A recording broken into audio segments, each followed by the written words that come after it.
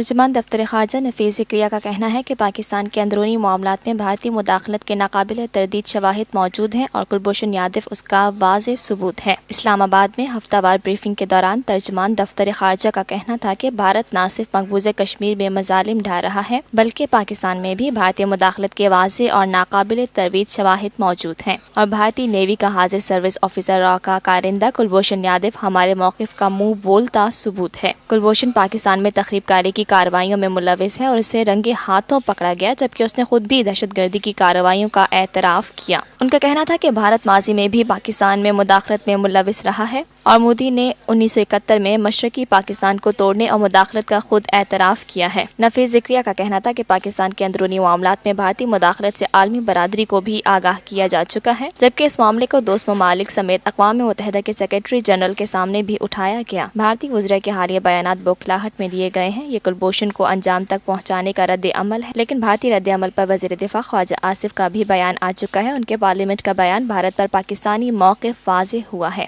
Lotus Lake Towers, a groundbreaking endeavor by Lotus Properties.